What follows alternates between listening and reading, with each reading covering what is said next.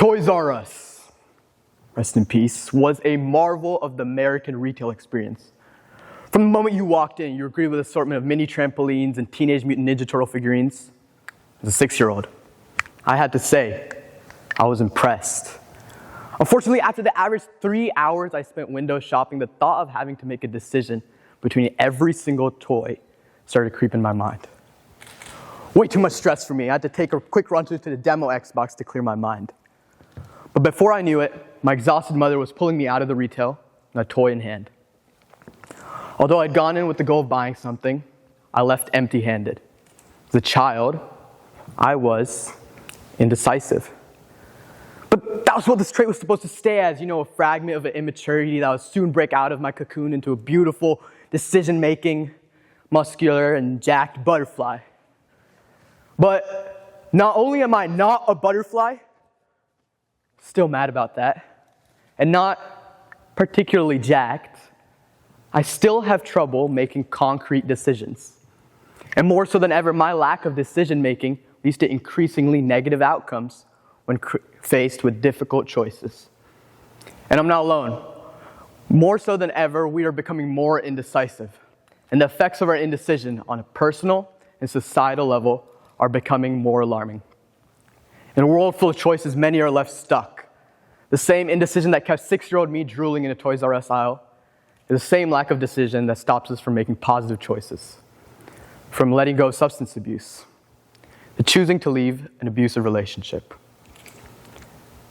This is my concern. We'll start by addressing the root issue which fuels indecisiveness, then some examples, and finally, a solution. Or, I can't give a solution to something so complex, so I'll try to give a solution. Or, I researched enough, so I know what I'm doing. And indecision is defined as the condition or quality of being unable to decide, resolve, or conclude something. In a 2018 study, researchers asked participants their level of indecision and respective regret on 12 different topics. It was found that when levels of indecision increased, the respective regret increased even faster and at a greater rate. What's even more alarming, people who were indecisive for long periods of time maintained these high regret scores. Now, for something that's so regretted, indecisiveness remains a chronic issue. And why is that? One reason could be attributed to analysis paralysis. We're so scared of making bad decisions that we'd rather make no decision. In a study by Columbia professor Dr. Iyengar and Harvard professor Dr. Lepper, shoppers at a run-of-the-mill grocery store were presented with a display of 6 jams and 24. When presented with 6 jams, 30% of customers were able to make a purchase. But when presented with 24, only 6% were. When presented with an increasing number of choices, our decision-making skills drop significantly. And this is particularly concerning. Social media has exacerbated the amount of choices we have. For every product we find interesting, there's 1,000 more, each from people who claim that their product is the best. And furthermore, there's a capitalization on indecision, which is solicited by incentive. We see incentives all around us to take the burden off of choice. I mean, why make that purchase when you can wait for the next coupon, the next sale, the next deal or bargain? As Professor Barry Schwartz says in his book, The Paradox of Choice, learning to choose is hard. Learning to choose well is harder. And learning to choose well in a world full of unlimited possibilities is harder still. Perhaps too hard. The uncertainty we have when making decisions comes from our fear of being imperfect. Who are we to be incorrect or unpalatable if the effects of everybody else's choices leads to such great results? By striving for perfectionism, we've forgotten the art of being imperfect. And that imperfection, or rather coming to terms with our own imperfection, is in the root of making strong decisions. But we can't do that. Rather than acknowledge error and accept differences, we are steadfast to our commitment to our choices, so much so that we tie it directly to our egos. For example, when I was in 2nd grade, my mom came up to me shoving a phone in my face. She proclaimed, "Look at the supreme magic of God." When I looked down, this is what I saw.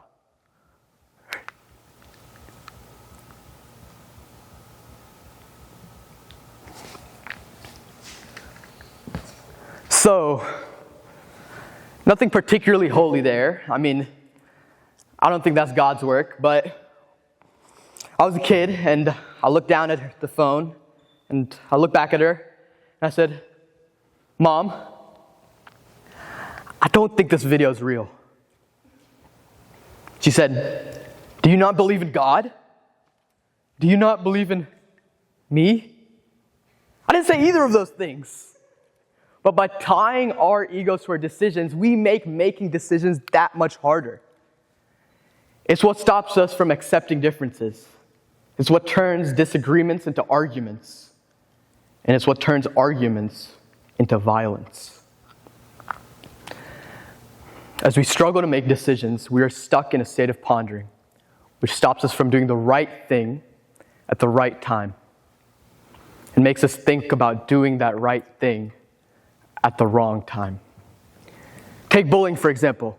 According to the U.S. Department of Education, 80% of students report seeing bullying, but only 15% take any action. And of that 15%, a majority take action long after the fact.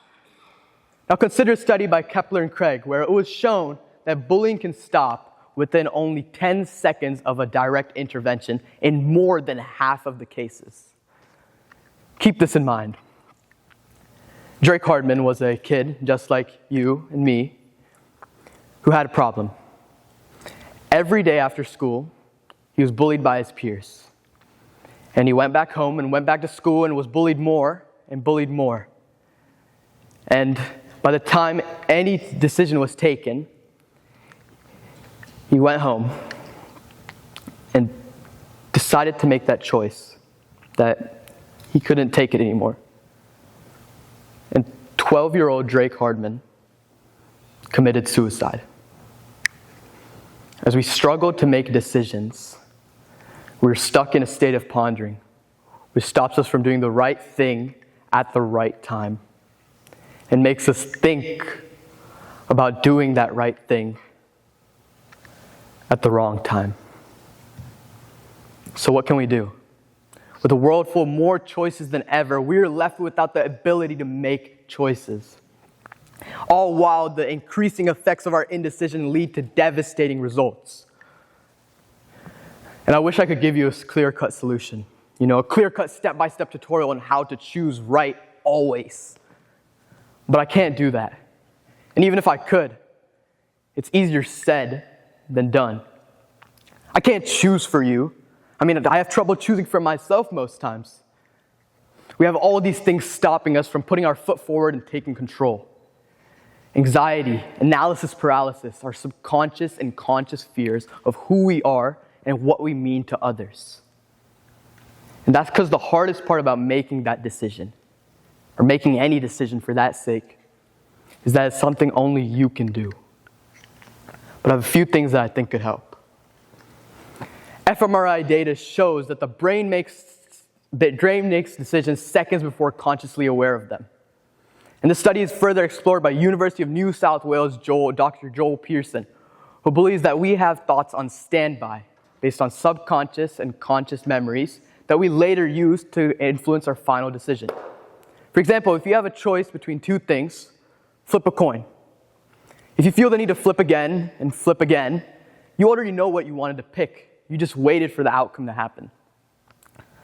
So we know what to do, but the actual hard part is actually going ahead and making that choice. And this is a little bit more difficult. Decisions can range from menial to life-changing. And we can't put similar effort on very different things. In my life, I always have strived for perfection. And as part of that, I had to do an AP seminar project. This consisted of a 2,000-word essay.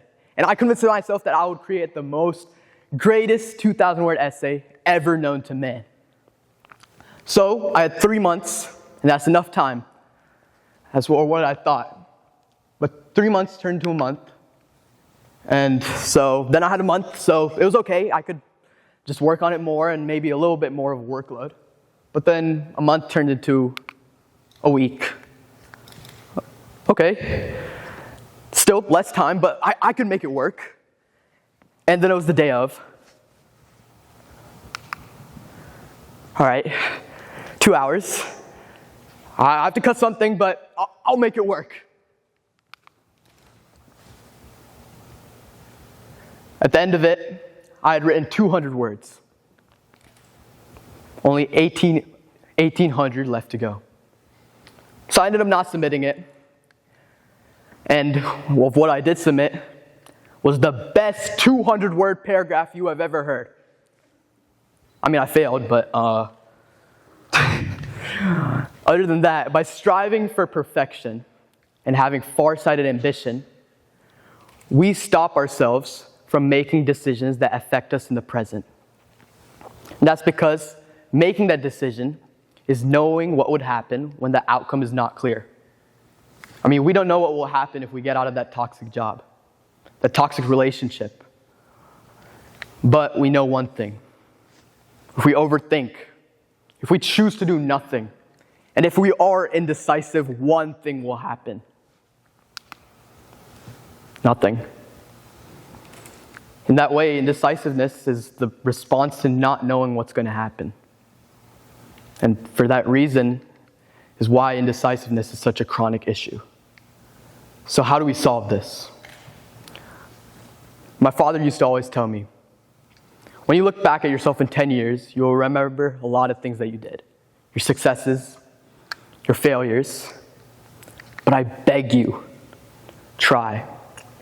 Because that one thing is something you'll never forget. Sticking to that decision, committing to what you've made and going with that decision is what makes us decisive as opposed to indecisive. As Dr. Alok Konjaya says, why sticking with that decision is what separates the decisive person and the indecisive person. The time we waste overthinking and overindulging on our decisions and not making them takes away from the time of seeing the effects of our trials, the effects of our errors.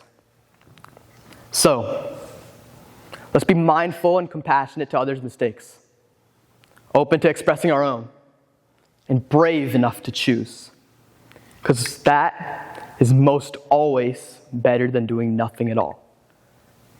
And finally, let's create a world where our choices don't have to be perfect to be powerful.